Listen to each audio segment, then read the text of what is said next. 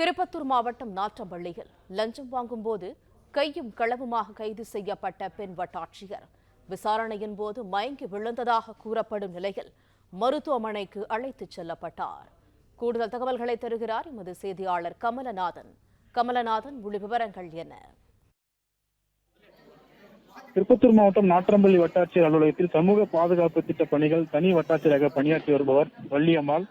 இவர் தொடர்ந்து பொதுமக்களிடம் லஞ்சம் பெற்று வருவதாக திருப்பத்தூர் மாவட்ட லஞ்ச ஒழிப்புத்துறையினருக்கு தொடர்ந்து புகார் வந்த நிலையில சேகர் என்பவரது தனது தாய் அக்டோபர் 7ஆம் தேதி உயிரிழந்த நிலையில அவருக்கு உழவர் பாதுகாப்பு திட்டத்தின் கீழ் வரவேண்டிய ஈமச்சடங்கு பணம் ரூபாய் 22,500 ரூபாய் பெறுவதற்காக வட்டாட்சியர் வள்ளியம்மாளிடம் கேட்டபோது அதற்கு அவர் 3,000 ரூபாய் பணம் கொடுத்தால்தான் கையெழுத்து இடுவதாக தெரிவித்துள்ளார்.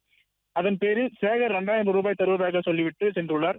பின்னர் இன்று லஞ்ச ஒழிப்புத்துறையினர் சேகர் புகார் அளித்ததன் பேரில் லஞ்ச ஒழிப்புத்துறை காவல் ஆய்வாளர் கௌரி மற்றும் உதவி காவல் ஆய்வாளர் கணேஷ் தலைமையிலான போலீசார் ரசாயனம் தொடங்கிய 2,000 ரூபாய் நோட்டை சேகரிடம் கொடுத்து நாற்றம்பள்ளி வட்டாட்சியர் அலுவலகத்துக்கு அனுப்பி வைத்தனர். அப்போது சேகரை பின்தொடர்ந்து சென்ற லஞ்ச ஒழிப்புத்துறை தனி வட்டாட்சியர் வள்ளியம்மாளிடம் பணம் கொடுத்த போது வள்ளியம்மாளை கையும் களவுமாக பிடித்து கைது செய்த நிலையில விசாரணை மேற்கொண்ட பொழுது திடீரென தனி வட்டாட்சியர் வள்ளியம்மாள் மயங்கி விழுந்துள்ளார். இதனால் லஞ்ச ஒழிப்புத்துறை அதிகாரிகள் 108 ஆம்புலன்ஸ் உதவியுடன் நாற்றம்பள்ளி அரசு மருத்துவமனைக்கு முதல் சிகிச்சைக்காக அனுப்பி வைத்த நிலையில அங்கு அவருக்கு முதல் சிகிச்சை அளிக்கப்பட்டு வருகிறது. மேலும் தாய் உயிரிழந்த ஈமச்சடங்கு பணம் பெறுவதற்காக லஞ்சம் வாங்கிய வட்டாட்சியர் கைது செய்யப்பட்ட சம்பவம் பரபரப்பை ஏற்படுத்தியது.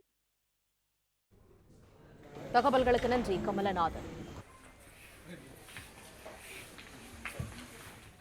பிளே ஸ்டோர் மற்றும் ஆப் ஸ்டோரில் இருந்து பாலிமர் செயலியை QR கோடு மூலம் பதிவிறக்கம் செய்யுங்கள்.